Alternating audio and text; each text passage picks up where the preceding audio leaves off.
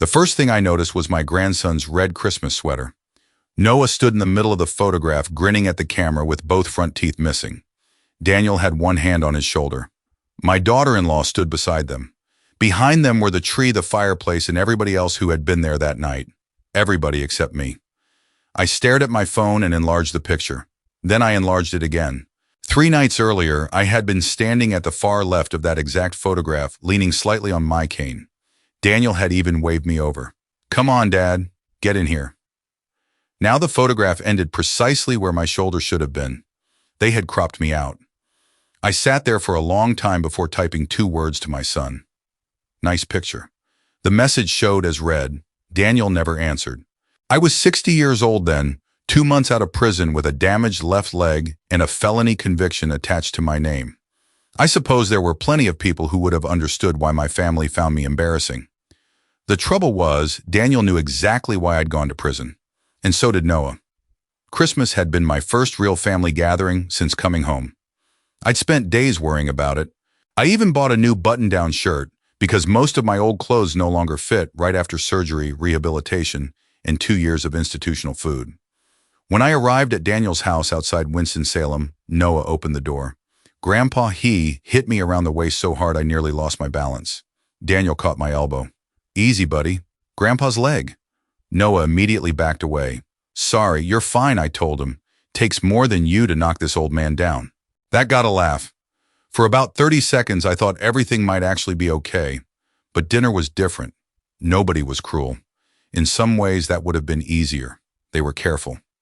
My daughter-in-law asked whether I needed another pillow behind my back. Daniel's sister asked whether the drive had tired me out. Every conversation stayed safely on football grocery prices, somebody's new dishwasher, and whether we might get snow before New Year's. Nobody asked what the last 2 years had been like. Nobody mentioned the accident. Nobody mentioned the man who died. And nobody mentioned that Noah was alive because of what had happened that afternoon. After dessert, Daniel set up his phone for the family picture. I stayed near the couch. Then Daniel looked at me. "Dad, what are you doing? Get over here." That small invitation meant more to me than it probably should have. I made my way over with my cane and stood at the end beside my sister. The timer blinked. Noah yelled cheese much too loudly. Everybody laughed. Click. Driving home that night, I remember thinking that maybe a photograph was enough for a beginning. 3 days later, I discovered I had been edited out of it. After Daniel ignored my message, I set my phone face down on the kitchen table. I wasn't angry. Not yet. Mostly I was tired. For months, I'd been trying to figure out how to become somebody my family could be comfortable with again. I couldn't change my leg. I couldn't change my record. And there was one thing I had done that no amount of wishing could ever undo. Maybe I thought I needed to stop asking other people where I belonged. I still owned a little 1-story cabin near Ballew's Lake. It wasn't much. The porch sagged, the bathroom needed work, and with my leg living alone, there would be difficult. But it was mine. That night, I decided I was going back. I thought I was simply starting over somewhere quiet. I had no idea that decision would eventually change far more than my own life. 2 years before that Christmas photograph, I could still walk without thinking about every step. I was 58, semi-retired from maintenance work and living about 20 minutes from Daniel and his family. I saw Noah at least twice a week. At 4 years old, he believed I could fix anything with a screwdriver and enough duct tape. The afternoon, everything changed. I was bringing Daniel back a socket set he'd left in my garage. His wife Melissa was making dinner. I could smell onions cooking before I even reached the kitchen. "Daniel's still at work," she called. "I know. I'm just dropping this off." Noah was playing outside on the patio. Melissa could see most of the backyard through the kitchen windows, and the door was open because the weather was mild. Then we heard the crash. Not a child's toy hitting concrete. Something heavier. Melissa dropped the wooden spoon. We reached Noah almost together. He had apparently dragged a small plastic step beside an outdoor storage bench and climbed up after a toy. He'd fallen backward and struck his head against the edge of the concrete step. There was blood everywhere. Head wounds can do that. I know that now. At the time, all I saw was my grandson lying there with blood running into his hair. Noah Melissa dropped beside him. His eyes open, but he looked confused. I grabbed a clean dish towel from inside and pressed it gently against the wound while Melissa called 911. The dispatcher was asking questions. Noah started crying weakly, then stopped. That scared me more than the blood.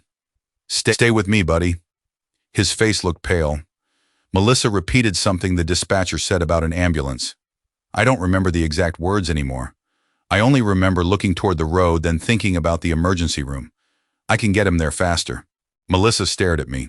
Walter, I can get him there faster. That sentence followed me for years. We got Noah secured in my SUV, and I kept the towel pressed against his head as best I could before pulling away. Melissa stayed behind long enough to direct emergency responders and call Daniel. I should have waited. I know that. But panic has a strange way of disguising itself as certainty. Every second felt stolen from Noah. I drove faster than I should have. At the intersection on Highway 65, the light changed before I reached it. Red. I slowed. I did not stop. I remember looking left, then right, then seeing a silver sedan. There wasn't enough time. I jerked the wheel hard, trying to turn the driver's side of my SUV toward the impact and away from where Noah was sitting. The sound was enormous. Then nothing. When I woke up, I was in a hospital. Daniel was beside the bed. My pelvis had been fractured. There was nerve damage in my left leg, along with injuries the doctors warned might never fully heal. I barely heard any of that. Noah. He's okay. I closed my eyes. Thank God. Daniel didn't answer. Something in his face made me look at him again.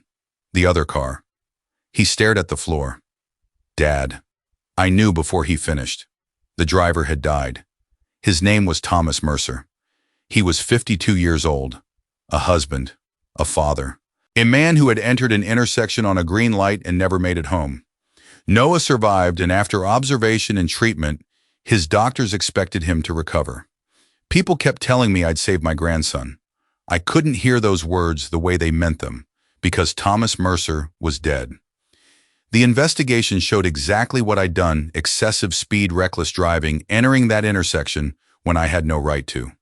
There was no alcohol, no drugs. I had no criminal history. There was also no excuse.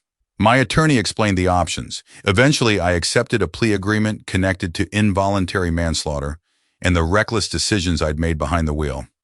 At sentencing, I didn't ask the judge to pretend I was a hero. I said the only thing that felt true. I was trying to save my grandson. But Mr. Mercer had a family too. The sentence meant I would spend roughly 2 years incarcerated. By then, I could walk short distances with a cane. The morning I reported, Daniel drove me. Neither of us said much. At the entrance, I reached for the door. Daniel finally spoke. Dad, Noah's alive because of you. I looked at my son, and somebody else's dad isn't. Then I picked up my cane and went inside. Prison didn't turn me into a different man overnight. Mostly it made my world smaller. There were counts, meals, medical appointments, and long stretches of time when there wasn't much to do except think. My left leg never recovered the way the doctors had hoped. I could walk with a cane, but stairs were difficult. Cold weather made the pain worse. And I learned quickly that pride was useless when your body refused to cooperate. At first, Daniel called every week. He would tell me about work, Melissa and Noah. Noah sent drawings. One showed the two of us fishing beside a blue lake. I had enormous arms and bright orange hair for some reason. I kept it anyway. For the first few months, Daniel brought Noah to visit when he could. Noah didn't understand much beyond the fact that Grandpa had to stay somewhere else for a while. Then the visits became less frequent. The phone calls went from weekly to every couple of weeks. Eventually, sometimes a month passed. I never confronted Daniel. What would I have said? Your son survived because I put him in that car. A man died because I put him in that car. Both things were true. Melissa carried her own guilt. Daniel carried his. And I suspected every conversation with me brought that afternoon back into their kitchen. So whenever Daniel apologized for not calling, I made it easy. Don't worry about me. Maybe I made it too easy. By the time I was released, Noah was 6. Daniel picked me up. He hugged me in the parking lot, but something between us had changed. We stopped for lunch at a diner, and I noticed how carefully he avoided talking about anything that mattered. When the waitress asked whether we were celebrating something, Daniel said, "My dad's been away." That was all. I understood. After Christmas and the photograph, I stopped pretending the distance was temporary. Within 2 weeks, I moved to my old place near Bellows Lake. Calling it a cabin made it sound prettier than it was. It was a little one-story house I'd bought years earlier because I liked fishing. The porch leaned slightly toward the water. One kitchen cabinet wouldn't close. The bathroom had apparently been designed for people who never grew old. I hired a local carpenter to build a short ramp and install grab bars. After that, I handled what I could myself. Some days were almost comical. I once spent 20 minutes trying to carry 2 grocery bags from my truck to the kitchen because I refused to make 2 trips. Halfway across the porch, 1 bag split. 3 oranges rolled underneath the railing. I stood there with my cane and watched them disappear down the slope. Excellent planning, Walter. Talking to myself became a habit. Daniel called occasionally. "You doing okay out there?" "I'm fine. You need anything?" "No." We would talk about weather or football for 5 minutes. Then one of us would find a reason to hang up. Winter settled over the lake. I developed routines: coffee at 7, newspaper at the kitchen table, physical therapy exercises whether I felt like doing them or not, a walk down the driveway on decent days.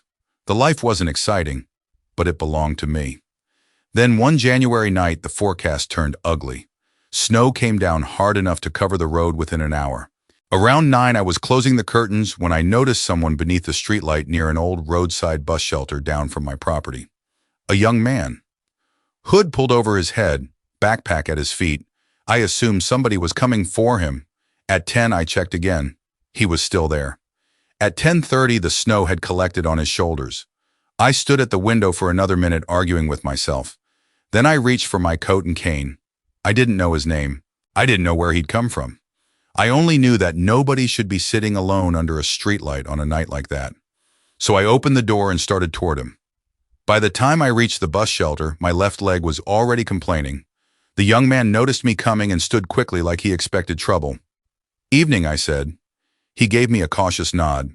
Up close, he looked younger than I'd thought. 18, maybe 19. His jeans were wet almost to their knees, and the backpack beside him looked like it contained everything he owned. "You waiting on somebody?" "Yeah." I looked down the empty road. "Who?" He hesitated. "Bus." "There hasn't been a bus through here since 6. That seemed to surprise him. He looked away. "When's the next one?" "Morning." He nodded as if that settled it. I glanced at the snow collecting on the roof of the shelter. "You planning to sit here until then? I'll be all right." At 60 with a bad leg and a prison record, I wasn't exactly anybody's picture of a guardian angel.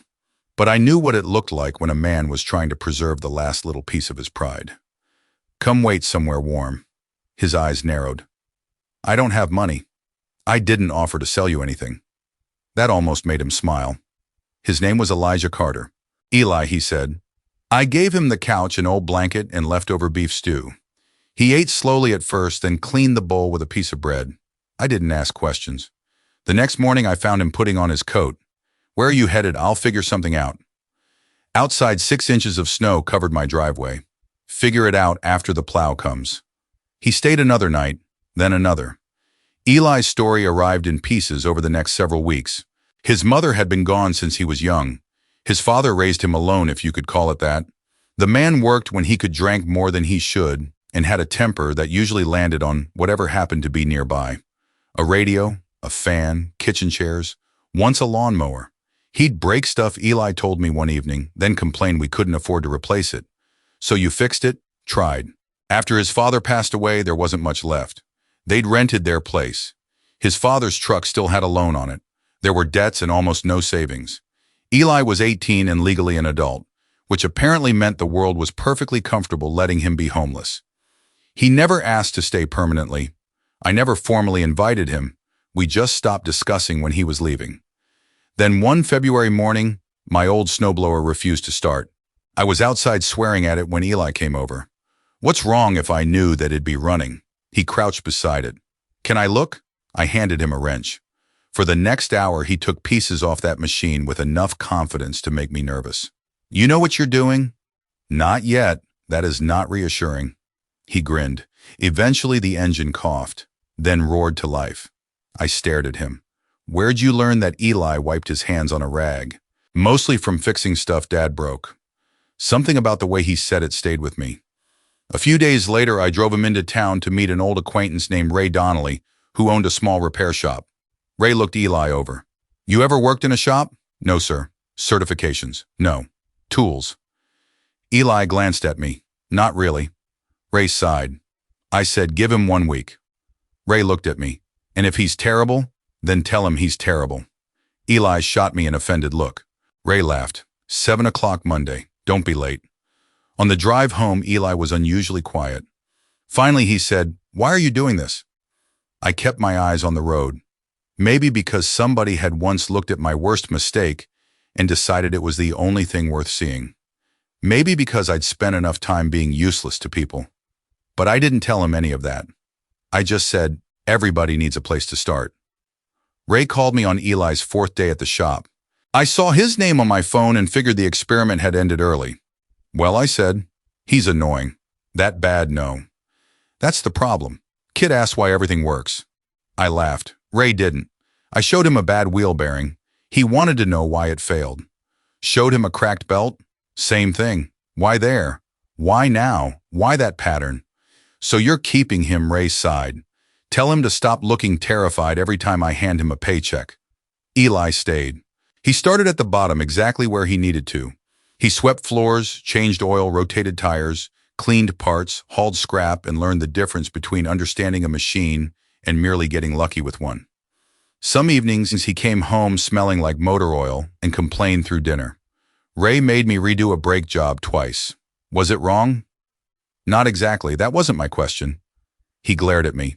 I smiled into my coffee. By spring, Ray started paying him a little more. That summer, I brought home information from Forsyth Tech about programs in mechatronics and mechanical engineering technology. Eli looked at the brochure and pushed it back. I can't afford college. Community college, not Harvard. Still costs money. So apply for aid, work, take fewer classes. He shook his head. I'm not school material. I'd heard people say things like that before, when what they really meant was they were afraid to discover whether they could do more. Then fail honestly, I said. Don't quit before anybody gives you a grade. He enrolled part-time. It wasn't some miraculous transformation. Eli struggled with algebra. He failed one technical math exam so badly that he came home, dropped his backpack beside the door, and announced he was done. Good, I said. He stared at me. Good, you can quit tomorrow. What, tonight you're angry? I don't trust angry people with important decisions. That got his attention. I tapped my cane against the floor. Believe me, the next morning he went back. Over the following years, our lives developed a rhythm neither of us had planned. Eli worked at Ray's shop and took classes. I kept up with my physical therapy and learned which household jobs were worth attempting and which were worth paying somebody $20 to handle. He fixed things around the cabin. I taught him to cook something besides eggs. He said my chili could remove paint. I told him nobody was forcing him to eat a third bowl. Daniel still called now and then. The conversations remained polite. How's the lake still wet? How's your leg still attached? Sometimes I almost told him about Eli, but Daniel rarely asked what filled my days, and I wasn't interested in using Eli to make my son jealous. So our lives simply continued on separate tracks. Eli earned a certificate, then kept going toward an associate degree. By his 4th year at Ray's, he had become the person younger employees asked when something didn't make sense. What impressed me wasn't how quickly he repaired things. It was how long he was willing to stare at something before touching it. He wanted to know why it had failed. Eventually, one of Ray's customers mentioned an opening at a manufacturing company outside Greensboro. They needed a junior prototype technician, someone comfortable with tools, measurements, assemblies, and troubleshooting. Eli almost didn't apply. They'll have people better than me. Probably, he frowned. Thanks. You don't need to be better than everybody. You need to be good enough to get through the door. He applied. 3 weeks later, he came home while I was making coffee. He stood in the kitchen without taking off his jacket. Well, I asked. His mouth twitched. I got it. I put down the coffee scoop and held out my hand. Eli looked at it. Then he ignored it and hugged me. I hadn't realized until that moment how long it had been since somebody had done that without hesitation. I patted his back. Don't get sentimental. You start Monday. He laughed. But after he went upstairs, I sat alone at the kitchen table for a while. The kid I'd found waiting for morning under a streetlight finally had somewhere to go. And somehow, somewhere along the way, so did I. Once a year, Eli drove me somewhere neither of us particularly wanted to go. It was always on the same date, October 17th, the anniversary of the accident. By then, my driver's license was no longer something I relied on, and even if it had been, I preferred not to drive that day. Eli never complained. He would pick up a small bouquet from the grocery store, put it on the back seat, and wait until I was ready. Thomas Mercer was buried in a cemetery about 40 minutes from the cabin. The first time Eli took me, he stayed in the truck. I never asked him to come. I walked slowly across the grass with my cane, put the flowers beside Thomas's marker, and stood there until my legs started aching. The following year, Eli came with me. By the third year, it had become something we simply did. One afternoon as we headed home, Eli finally asked the question, "Does going there help?" I looked through the passenger window. No. He waited. It isn't supposed to. Eli glanced at me, but didn't say anything, so I told him what I hadn't told many people. I still remember Noah's face. He was getting paler. There was blood soaking through the towel. Your brain sees something like that and starts screaming that every second matters. I rubbed my bad leg. I stopped thinking about anything except getting him to that hospital. You were scared. Terrified. I looked at him, but being scared didn't make that light green. Eli went quiet. For 10 minutes I continued. I let my emergency become more important than everybody else's safety. Noah lived. I paused. Thomas didn't. Eli tightened his hands on the steering wheel. You saved your grandson and killed somebody's father. Neither of us spoke for several miles. Finally I said, the bigger the emergency feels, the more you need your head. Eli gave me a sideways look. That's probably easier to say afterward. I almost smiled. That's exactly why I'm saying it afterward. He nodded. I wanted him to understand something his own father had never learned. Anger, fear, panic. Those feelings could be real without being allowed to make every decision for you. I'm not telling you because I did it right, I said. I'm telling you because I know what getting it wrong costs. That became one of the few times we discussed the accident at length. Life kept moving. At the manufacturing company, Eli found his place faster than he expected. His job involved prototypes, test assemblies, measurements, troubleshooting, and plenty of work that never made it into brochures. He loved it. More importantly, he was good at it. One afternoon, his team was having trouble with a recurring failure in a small mechanical assembly. The engineers had already revised the design once. Eli noticed the wear pattern didn't match what they expected. He asked whether vibration from a neighboring component was putting stress where the original testing hadn't predicted it. That question led the engineering team toward a revised mounting solution. Eli didn't design the entire product. He never claimed he did. But he'd spotted the problem because he'd spent half his life looking at broken things and asking why they had broken there. Months later, the company prepared to introduce the improved product at a regional manufacturing event in Greensboro. Eli's supervisor asked him to appear with the development team. When he came home with the invitation, he placed another one in front of me. No, you didn't even read it. I saw the words industry event. That's enough. You're coming. My leg hates folding chairs. We'll get you a decent chair. I hate crowds. Eli folded his arms. You made me show up for everything that scared me. That sounds like something an irritating old man would do. Exactly. I stared at him. That was dirty. He smiled. Learned from an old man. So I agreed. At the time, I thought I was going to watch Eli stand beside a machine he'd helped improve. I didn't know that, before the evening was over, he would point directly at me in front of an entire room. The event was held in a conference center outside Greensboro, the kind of place with gray carpet, folding signs, and coffee that tasted like it had been made before sunrise. Eli had worried about my legs, so somebody from the company reserved a chair near the aisle. Comfortable, he asked. I've sat in prison furniture. I'll survive. He shook his head. You can't say things like that here. Why not? It's true. That made him laugh, which was probably what he needed. I watched him disappear behind the display area with the rest of his team. He looked different in company clothes with his badge clipped neatly to his shirt. Not like somebody pretending to belong, like somebody who did. The presentation itself wasn't glamorous. Engineers discussed production costs, reliability testing, and the improvements they'd made to the new assembly. Then they brought several members of the development team forward. Eli stood near the end. A local business reporter interviewing the group mentioned that Eli had taken an unusual route into manufacturing. No four-year engineering school, she said. You started in a repair shop. Yes, ma'am, and now you're part of a product development team. Who gave you your first break? Eli could have said Ray. Technically, Ray had given him his first job.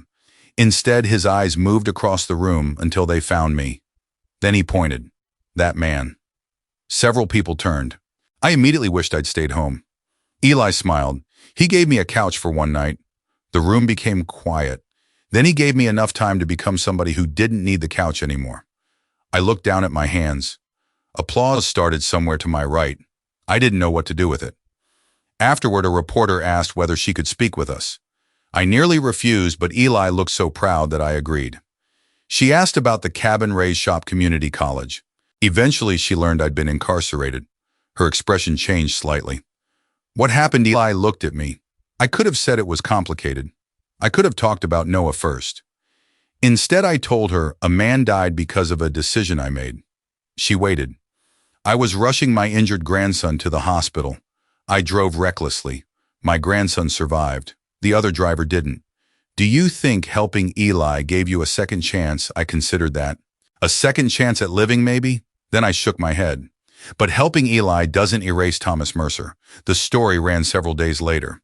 The company posted a short video too. I didn't see much of it. Eli showed me once and that was enough. Daniel saw it. He called 3 times that week. I didn't answer the first 2 because I was outside. On the 3rd call, I was making dinner. Dad. Yeah, I saw the video. All right. A pause. That kid Eli. He's been living with you. For a while. How long is a while? 6 years. Silence. Daniel sounded stunned. 6 years. You never asked. The words came out sharper than I intended. Neither of us spoke. 2 days later, Daniel drove to the cabin. When I opened the door, he looked older than I remembered. Coffee, I asked. He nodded. Inside, his eyes wandered around the room. There were photographs everywhere now. Eli graduating from community college. Ray holding a ridiculous birthday cake. Neighbors around my table at Thanksgiving. Christmas mornings Daniel had never known about. Then he stopped at the mantel. There was a photograph from the previous Christmas. I was standing in the middle. Eli was beside me. Ray and his wife were there. 2 neighbors had squeezed into the frame. Nobody had arranged me in the center. It had simply happened. Daniel picked up the photograph. His thumb moved along the edge. For several seconds, he said nothing. Then he whispered, I missed all of this. I didn't answer, because there wasn't anything cruel I could say that would hurt more than the truth. He had. I hadn't punished my son. I hadn't replaced him. I had simply kept living. And for the first time, Daniel understood that the 6 years he'd spent keeping his distance were 6 years neither of us could ever get back. Daniel kept staring at that Christmas photograph until I finally took 2 mugs from the cabinet and poured the coffee. He set the picture back carefully. I cropped you out. I carried the mugs to the table. I know. His face tightened. I've wanted to tell you that for years. You had my number. He nodded. There wasn't much defense against that. Daniel sat across from me. I told myself it was about Noah. People around town knew about the accident. They knew you'd gone to prison. I didn't want him getting questions at school. I didn't want Melissa having to explain it.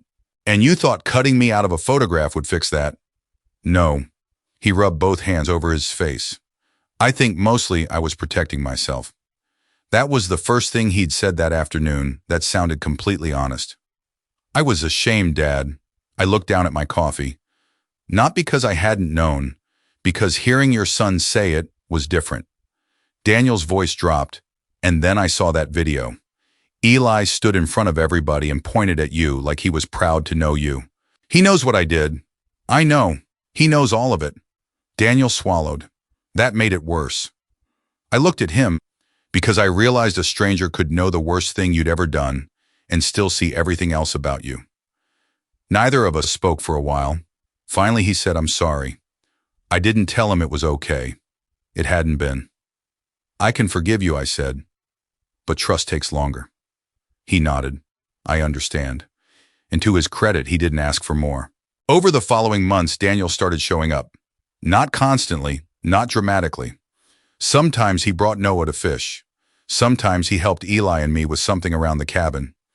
Sometimes he came alone and drank coffee. We were learning each other again.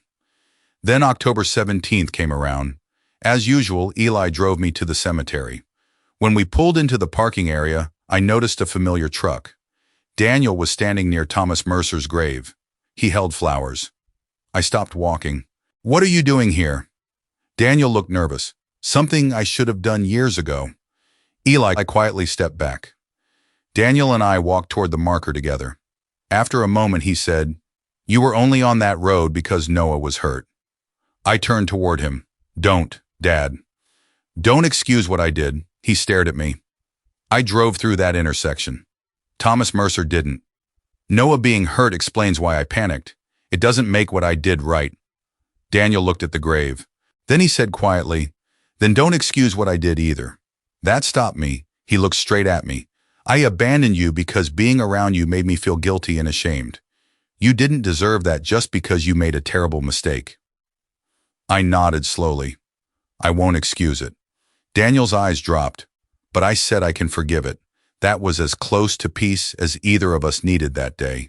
By Christmas, Daniel and Melissa were coming around regularly. Noah was older now, tall enough that I couldn't believe he'd once fit in my arms. Eli was still part of my life, too. Daniel once asked whether I thought of Eli as another son.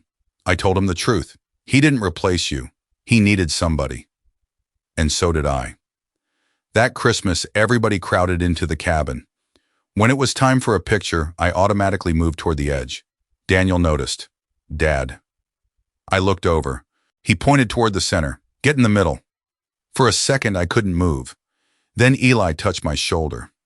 "Go on, old man." I stepped between them. Daniel on one side, Eli on the other. Noah squeezed in front of us.